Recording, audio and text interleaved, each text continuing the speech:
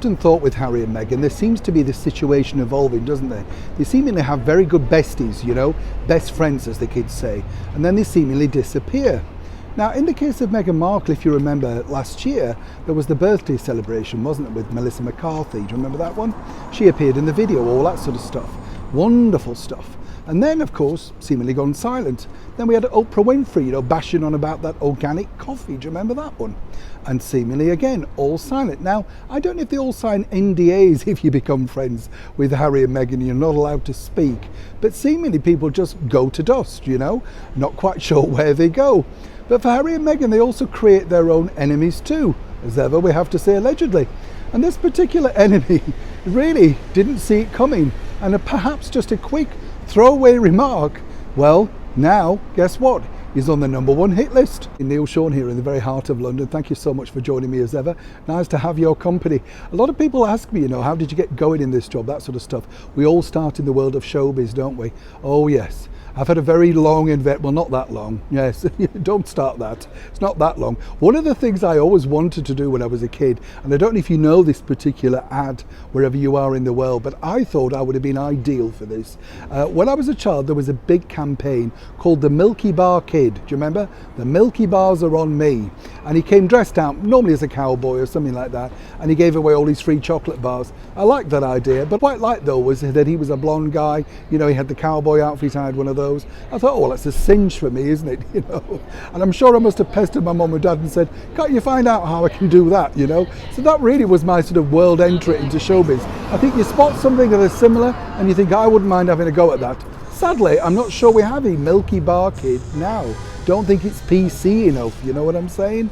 Yes, blondes seem to have been wiped out of a lot of things, in fact. Wonder whether I should change hair colour. Oh, don't get me going. Anyway, back as ever to your breaking story of the day.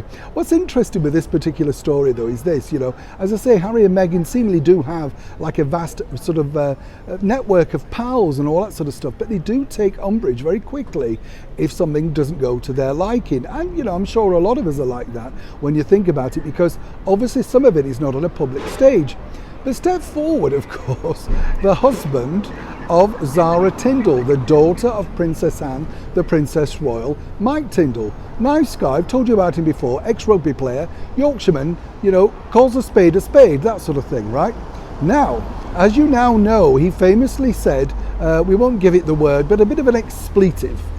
When he was talking to somebody off the cuff, and apparently this was recorded, so it's documented, and when he was speaking about Harry and Meghan, and in particular Harry, and basically said, you know, what he thought, which is, you know, he's allowed his opinion, isn't he, after all?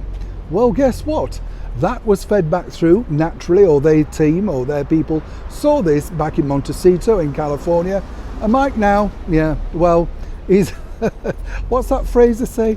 Persona non grata. Been that a lot myself, but you know, apparently he's now not the #1 chum, you know. And I believe, on a more serious note, that Harry and Meghan were rather dismayed by this, because they felt, you see, that he was a close friend. I mean, after all, when they came outside from the cathedral, they were chatting to them, well, Zara at least, albeit very briefly to Mike, and then we had reports that Mike or their children did attend that birthday party for Harry and Meghan's daughter, who celebrated being 1 year old.